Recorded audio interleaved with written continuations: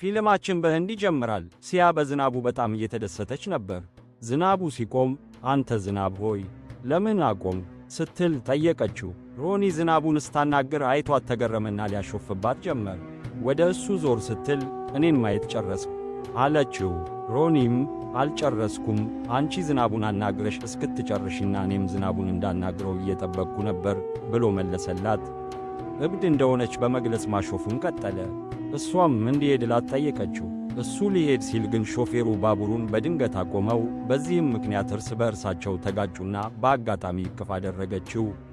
ሮኒ ለጥቂት ሰከንዶች በሐሳብ ተዋጠ። ከዚያም እጆቹን ገፋ አድርጋ ሄዳ ከእናቷ አጠገብ ተቀመጠች። ከዚያ በኋላ ሮኒ ከባቡር ጣቢያ ወረደ። ሲያንም በባቡሩ መስኮት በኩል አያት። እሷን ስታየው በሩቅ የመሳም ምልክት አሳያት። እሷም በአፍረት ፈገግ አለች። ከባቡሩ ወርዳ የምወድህ ይመስልሃል ስትል ጠየቀችው። እሱም አዎ ትወጅኛለሽ፣ ገና ጅምር ላይ ነን አላት። በእርግጥም ሲያ ቀድሞውኑ ልቧ ለእሱ መሸነፍ ጀምሮ ነበር። ከዚያም ጥላው ሄደች። በጣቢያው ላይ ራጋቭ የተባለ ሰው ነበር። እሱም ሲያን ሲያያት በመልኳ ተማረከ። ራጋቭ የወንበዴዎች መሪ ነበር። ሮኒ ለሲያ ሲል ተመልሶ ባቡር ውስጥ ለመግባት ወሰነ። ባቡሩ መንቀሳቀስ ሲጀምር ሲያ አባቷ ከባቡር ወርደው እንዳልተመለሱ ነገረችው። ሮኒ አባቷን ፍለጋ በፍጥነት ወረደ። ነገር ግን የሲያ አባት ባቡሩ ውስጥ ነበር። እሷም በፍጥነት ለሮኒ አባቴ ባቡሩ ውስጥ ነው፣ ና ቶሎ ግባ ብላ ጮኸችለት። ሮኒ ባቡሩን ለመድረስ የቻለውን ያህል ቢሮጥ ተደናቅፎ መሬት ላይ ወደቀ። በሚያሳዝን ሁኔታ ባቡሩን ሊያገኘው አልቻለም። ዳግመኛ እንደማይገናኙ በማሰብ ሁለቱም በሐዘን ተሞሉ። ከዚህ በኋላ ራጋቭ ማርሻል አርት ለማስተማር ወደ ሻኦሊን ትምህርት ቤት ይሄዳል። የዚያ ትምህርት ቤት ባለቤትና ዋና መምህር የራጋቭ አባት መሆናቸውን እንረዳለን። በሚቀጥለው ቀን ሮኒ ወደዚያው ትምህርት ቤት ይደርሳል። ተማሪዎቹ ከዋና መምህሩ ጋር ዮጋ በመስራት ላይ ሳሉ ሮኒ ትኩረታቸውን ይበትናል። ለመምህሩም ከአባቱ የተላከ መልእክት እንዳለው ይነግራቸዋል። እዚህ ጋር የሮኒ አባትና ዋና መምህሩ ጓደኛሞች እንደነበሩ እንረዳለን። ደብዳቤውም እንዲህ ይላል። ይህን ደብዳቤ እያነበብ ከሆነ እኔ ሞቻለሁ ማለት ነው። የሮኒ አባት ልጁ ሮኒ ግድ የለሽና ጠብ ብቻ የሚፈልግ ወጣት ስለነበር መምህሩ አደራ እንዲጠብቁለት ሲማጸን ከሞትኩ በኋላ ስለ እሱ በጣም እጨነቃለሁ፣ ስለዚህ እባክህ ተንከባከበውና ጥሩ ሰው እንዲሆን እርዳው ይላል። መምህሩ ደብዳቤውን ካነበቡ በኋላ ሮኒን አውቀውት ዕድሜውን ጠየቁት። ሮኒ 23 እንደሆነው ሲነግራቸው መምህሩ ደግሞ 68 መሆናቸውን ገለጹለት። ሮኒም በዕድሜያቸው አሾፈባቸው። መምህሩም አንተ ግድ የለሽና የማይረባ ወጣት ነህ አሉት። ሮኒም አዎ፣ በመንገዴ ላይ የሚቆም ማንኛውንም ሰው አጥንቱን እሰብራለሁ ብሎ መለሰላቸው። መምህሩም ጥቃት ሰንዝረው መሬት ላይ ዘረሩትና በተማሪዎቹ ፊት አሳፈሩት። ሮኒ ግን ተነስቶ እኔ ከአዛውንቶች ጋር አልጣለም በማለት መለሰላቸው። መምህሩም አትችልም፣ አታሸንፈኝም ብለው መለሱለት። ሮኒም እንዳልቆጣ ተጠንቀቅ አላቸው። ነገር ግን መምህሩ በድጋሚ በእጃቸው መጥተው መሬት ላይ ዘረሩትና ወደ ክፍል ሂድ፣ እኔ ከተኛው በኋላ ትተኛለህ፣ እኔ ከነቃው በኋላ ደግሞ ትነቃለህ አሉት። ሮኒ ወደ ክፍሉ ሲሄድ ራው የተባለ ሰውን አገኘ። እሱም ክፍሉንና አካባቢውን ካሳየው በኋላ ሱጉ ከተባለ ሕፃን ጋር አስተዋወቀው። ሮኒ በክፍሉ ውስጥ ምንም አይነት ምቾት የሚሰጡ ነገሮች ባለመኖራቸው ተገረመ። አልጋው መሬት ላይ የተነጠፈ ጨርቅ ብቻ ሲሆን አየር ማቀዝቀዣም ሆነ ፍሪጅ የለውም። ሮኒ ራውን ምግብ የለም እንዴ ብሎ ጠየቀው። ራውም ተማሪዎቹ በሙሉ በጀልባ ውድድር ላይ ስለሚሳተፉ ለተማሪዎቹ ምግብ የሚያዘጋጀው እሱ ሮኒ እንደሚሆን ነገረው። በጀልባ ውድድሩ ላይ ራጋቭ ሲሳተፍ ሲያ ደግሞ በሕዝቡ መካከል ሆና ታበረታታው ነበር። ራጋቭ እሷን ሲያይ ተበረታታ። የእሷን ትኩረት ለመሳብም በውድድሩ ላይ ትኩረት አደረገ። በእርግጥም ራጋቭ ውድድሩን አሸነፈ። ራጋቭ ሽልማቱን ለመቀበል ፈቃደኛ አልነበረም። አይኖቹ ሲያን ይፈልጉ ነበር። እሷ ግን ቀድሞውን ወደ ከተማው ሄዳ ነበር። በዚያው ቅጽበት ሮኒ ለተማሪዎቹ የሚያዘጋጀውን ምግብ ተሸክሞ ሲያልፍ ሁለቱም ሳይዩ ተላለፉ። ዝናብ መዝነብ ሲጀምር ሲያ በደስታ ተሞላች። በዚያ ቅጽበት ሮኒ አያትና ወደ እሷ ሄደ። እሷም አንተ ደግሞ ከባቡሩ ስትቀር በጣም አዝኜ እንደነበር ታውቃለህ አለችው። ሮኒም ባቡሩ እንዲያመልጠኝ ያደረግኩት ሆን ብዬ ነው ሲል መለሰላት። ሮኒም ቀጠል አድርጎ ቆንጆ ሴት የሌለችበትን ባቡር መሳፈር ምን ትርጉም አለው አላት። ሲያ እየሳቀች ጥላው ሄደች። እሱም እየተከተላት ሁልጊዜ አንቺን ስመለከት ዝናብ መዝነብ አለበት አላት። እሷም ለምንድነው ሁልጊዜ የምትከተለኝ ስትል ጠየቀችው። እሱም በተገናኘን ቁጥር ዝናብ ይዘንባል፣ ዕጣ ፈንታችን አንድ እንደሆነ ይሰማኛል ብሎ መለሰላት። በመቀጠልም አንድ የመብራት ማማ ተመልክቶ ወደዚያ እንዲሄዱ ጠየቃት። ነገር ግን ዝናቡ ቆመ። እንደገና ለመገናኘት የተጻፈልን ከሆነ ዝናብ ሲዘንብ እንገናኛለን አላት። ሲያም ትታው ሄደች። ሮኒ ወደ ትምህርት ቤቱ ሲመለስ ራጋቭ ከተማሪዎቹ ጋር ልምምድ ሲያደርግ አየው። በራጋቭ ጥንካሬና የውጊያ ብቃትም ተገረመ። ራጋቭ ስለ ሲያ ያስብ ስለነበር በልምምድ ወቅት አንዱ ተማሪ በስህተት ደረቱን ሲቧጭረው በከፍተኛ ቁጣ ተሞልቶ ተማሪውን በኃይል መታው። ራጋቭ ሊገድለው ሲል መምህሩ ጣልቃ በመግባት ሁሉም እንዲተኙ አዘዙ። ሮኒ ግን አልተኛም። ከራው ጋር ሆኖ መጠጥ እየጠጣ መሸ። በአጋጣሚ ሮኒ የማያውቀው የሲያ አባት ከእነሱ ጋር ተቀምጦ መጠጥ አብሯቸው ጠጣ። በሚቀጥለው ቀን ጠዋት መምህሩ ረዳታቸውን አዘው ሮኒን አስቀሰቀሱት። ምግብ እንዲያዘጋጅ፣ አካባቢውን እንዲያጸዳና የማንቂያ ደወሉን እንዲደውል አዘዙት። ሮኒ በዚህ ሁኔታ ለረዥም ጊዜ ቀጠለ። በመጨረሻም ሰለቸውና አደከመው። አንድ ቀን የአየሩ ሁኔታ ዝናባማ ሆነ። ሲያና ሮኒም በዚህ በጣም ተደሰቱ። ሲያም ሮኒን ለማግኘት ልትወጣ ተዘጋጀች። በድንገት ራጋቭ የአባቷን እጅ ለመጠየቅ ወደ ቤታቸው መጣ። ለአባቷም ልጅህን ማግባት እፈልጋለሁ አለው። አባቷም ስለ አባቱ ማንነት ጠየቁት። ለሲያ ብዙ ፈላጊዎች እንደሚመጡ፣ ነገር ግን እሷ ታዋቂ ተዋናይ እንድትሆን ስለሚፈልጉ ሁሉንም እምቢ እያሉ እንደሆነ አስረዱት።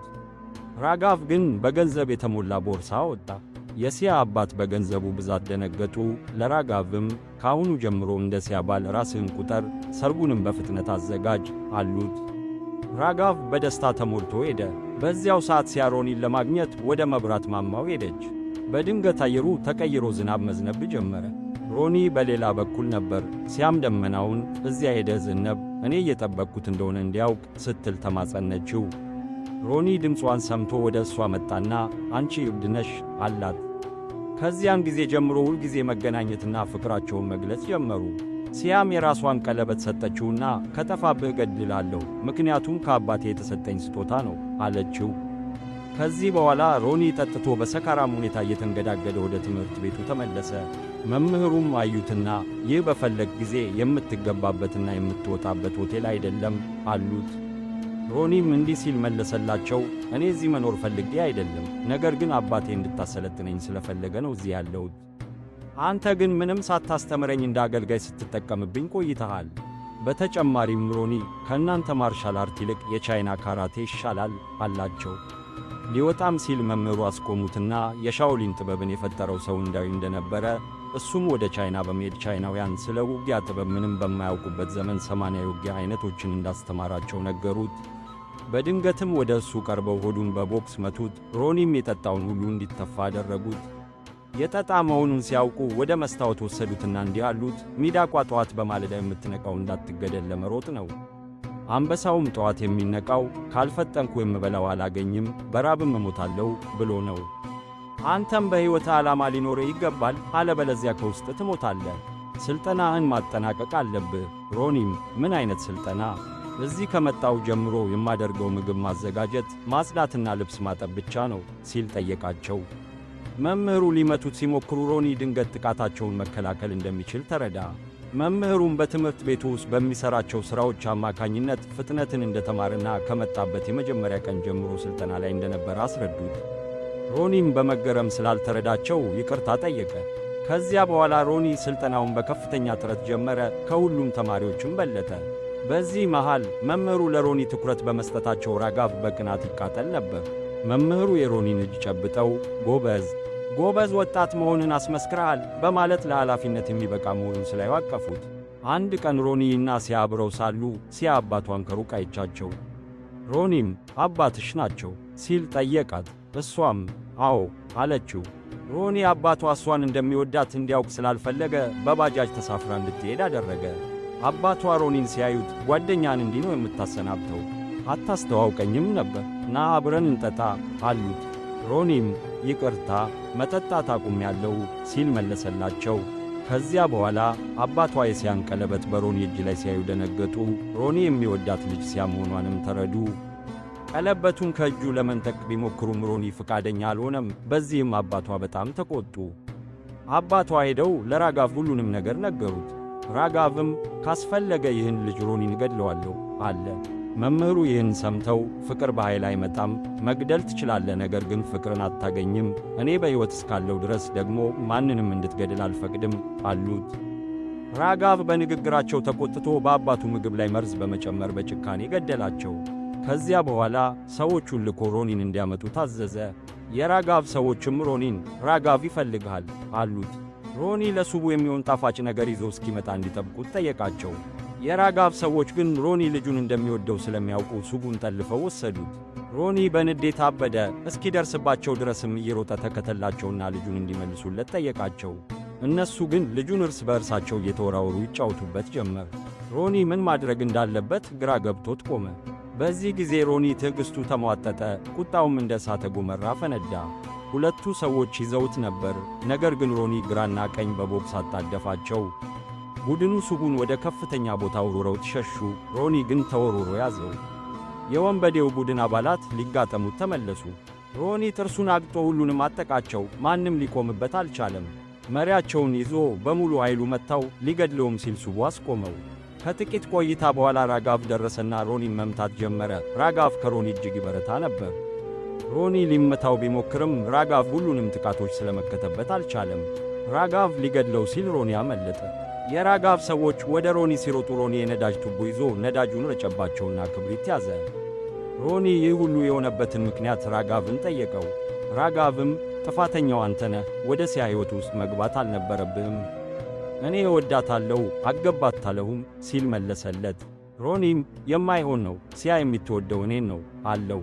ራጋቭም ሴቶች ጥንካሬን ይወዳሉ፣ አንተ ደግሞ ደካማ ነህ ብሎ አሾፈበት።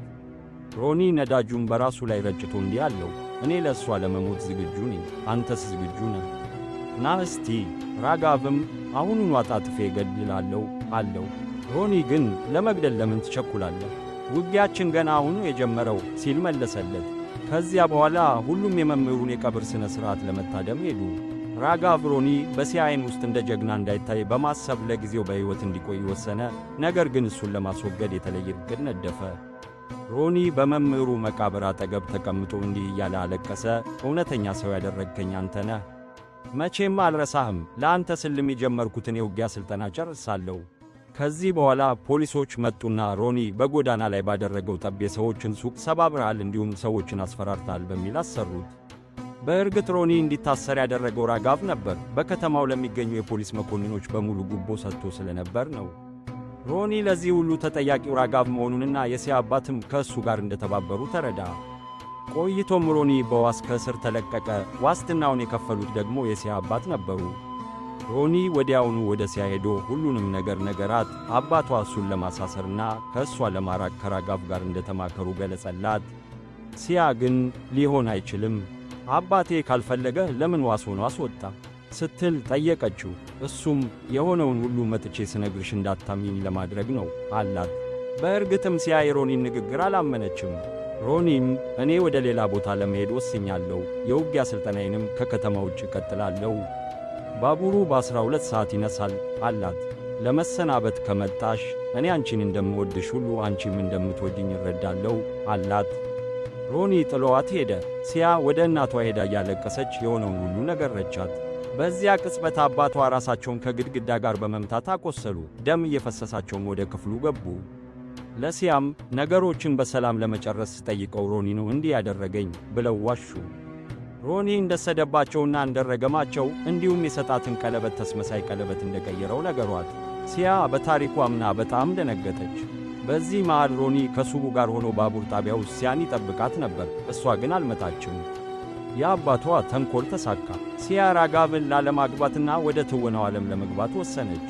ራጋቭ ፊልም ወደሚቀረጽበት ቦታ ሄዶ የሲያን አባት አገኛቸው። እስካሁን ልጁን እንዲያገባ ስላላሳመኗትም በጥፊ መታቸው።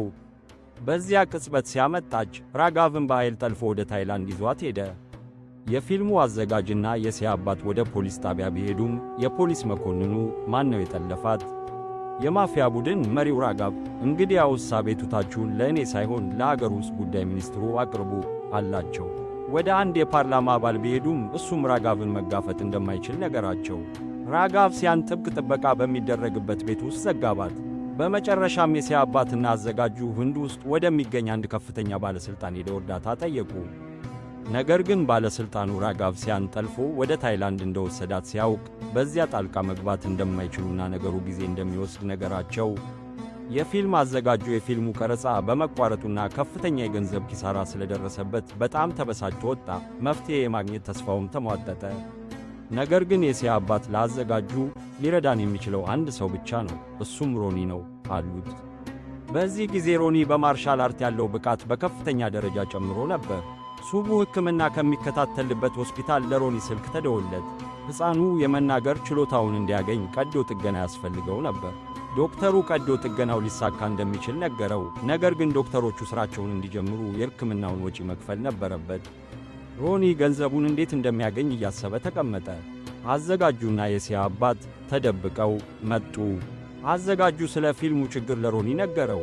ሮኒ ስለ ሱቡ እያሰበ በሐሳብ ተውጦ ሳለ አዘጋጁ እንዲህ አለው፣ የአዲሱ ፊልም ኮከብ ተጠልፋለች። እሷን መልሰ ይዘ መምታት ከቻልክ የፈለግከውን ያህል ገንዘብ እሰጣለሁ። አዘጋጁ የሲያን ፎቶ ሲያሳየው ሮኒ ደነገጠ። ነገር ግን በዚህ ጉዳይ ውስጥ አልገባም ብሎ ትቷቸው ሄደ። የሲያ አባት ግን ለአዘጋጁ አይዞ፣ ሮኒ አሁንም ይወዳታል፣ በእርግጠኝነት ያድናታል፣ ካልሆነማ እንዲህ አይረበሽም ነበር አሉት። ሮኒ ከሲያ ጋር የነበረውን ትዝታ ማስታወስ ጀመረ። አዘጋጁም ወደ ሮኒ ተመልሶ ሄዶ ሐሳቡን ቀይሮ እንደሆነ ጠየቀው። ሮኒ እሷን ለማዳን የተስማማው ገንዘቡ ስለሚያስፈልገው ብቻ እንደሆነ ተናገረ። በመቀጠልም ስለ ራጋቭ ዘበኞች መረጃ ማሰባሰብ ጀመርና ወደ ታይላንድ ተጓዘ። በዚህ መሃል ራጋቭ ወደ ሲያ ክፍል ሲገባ እሷ በቁጣ ተሞልታ ሁሉንም ነገር ስትሰባብር አገኛት።